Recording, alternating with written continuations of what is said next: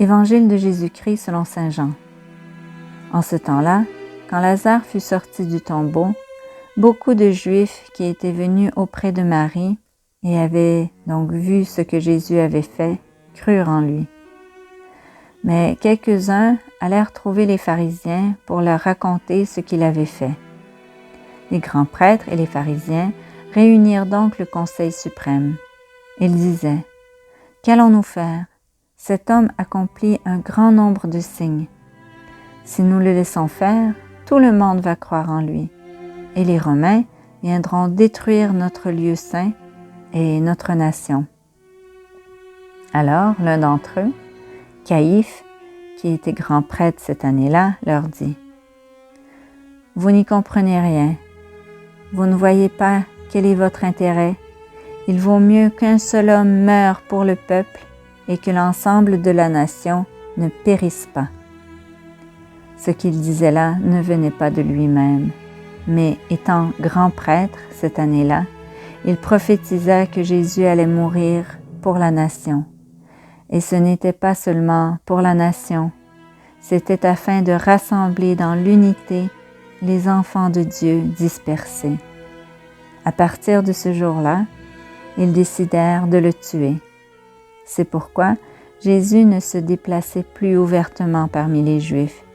Il partit pour la région proche du désert, dans la ville d'Éphraïm, où il séjourna avec ses disciples. Or, la Pâque juive était proche. Beaucoup montèrent à la campagne à Jérusalem pour se purifier avant la Pâque. Ils cherchaient Jésus et dans le temple, ils se disaient entre eux : « Qu'en pensez-vous ? Il ne viendra sûrement pas à la fête. » Les grands prêtres et les pharisiens avaient donné des ordres. Quiconque saurait où il était devait le dénoncer pour qu'on puisse l'arrêter. Vous n'y comprenez rien. Vous ne voyez pas quel est votre intérêt. Il vaut mieux qu'un seul homme meure pour le peuple et que l'ensemble de la nation ne périsse pas.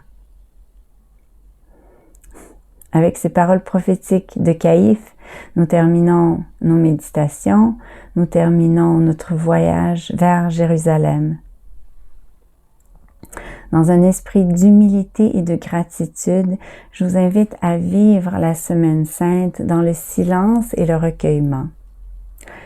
Sur Internet, on trouve bien des choses intéressantes, des articles, des conférences, mais cette semaine, je vous invite à faire un jeûne d'Internet, un jeûne de tout ce qui est extérieur, afin de vivre la Semaine Sainte dans la simplicité et le recueillement. Si c'est possible dans votre communauté paroissiale, à l'église, si c'est impossible, à la maison, avec le Saint-Esprit, puis avec vos proches. Que le Saint-Esprit éveille en nous un esprit d'humilité et de repentir, afin que nous puissions voir et accueillir le don immense de notre rédemption qui s'est accompli sur la croix et qui s'accomplit à chaque jour à l'Eucharistie. Persévérons avec amour et espérance sous la croix de l'amour.